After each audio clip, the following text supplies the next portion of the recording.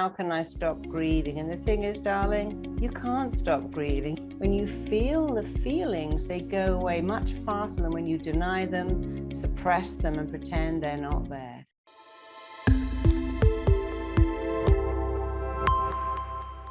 I want to ask you how to stop grieving. I lost my mom a little bit more than 3 months ago, but it still feels like yesterday. Like, it still feels new. Like, when do normally people recover from grief? Thank you. Oh, that's so sad. You said, how can I stop grieving? And the thing is, darling, you can't stop grieving. You love your mom. You only lost her 3 months ago. There are 5 stages of grief. And the first stage is called denial. I keep expecting them to come through the door. I keep expecting the phone to ring. I can't believe I'm never going to see my mum again. And denial is very normal. It took me a long time to delete my mother's number from my phone and my father's too. And one of my dear friends that died, I just somehow couldn't do that because I was in the stage called denial. But denial ends, and then you have a second part of grief, stage 2, which is often anger, feeling so angry that your mother's gone, angry that she was taken from you. And these stages have to be gone through. And then after anger becomes incredible sadness. Sometimes it's the other way around. Stage 1 is denial. Stage 2 can be sadness, crying, weeping, feeling bereft because you are bereaved. And stage 3 can be anger, and it doesn't matter which stage you are. So you have to go through the denial. I'm keeping all their stuff. I haven't cleared anything away. It can take a year before you start to let go of people's things. So denial comes first, and then sadness or anger. Sadness, feeling so sad and weeping, and then anger, or anger first and then sadness. And then comes stage 4, which is acceptance. I've suddenly realized I've accepted my mother is gone, and the final stage is moving on. And the thing is, you can't race through those stages. You have to accept. If you're feeling sad or angry, you think, oh, I'm already past stage 1, so I'm getting there.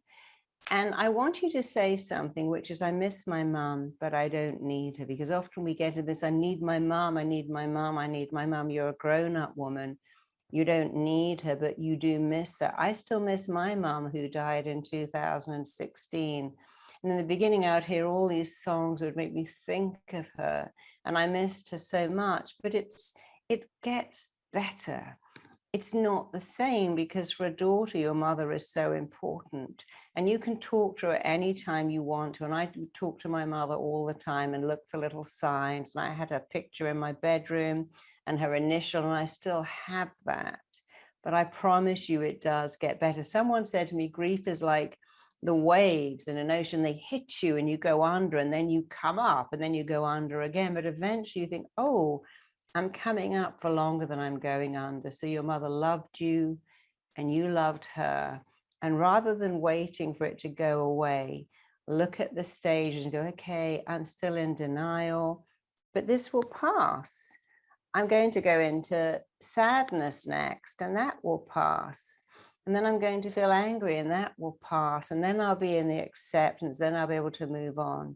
You see, one of my favorite sayings is, we have to feel our feelings until they no longer require to be felt. When you think, I'm not going to be sad, I'm going to push that feeling down and pretend I'm okay, the feelings regroup and come back. When you go, you know what?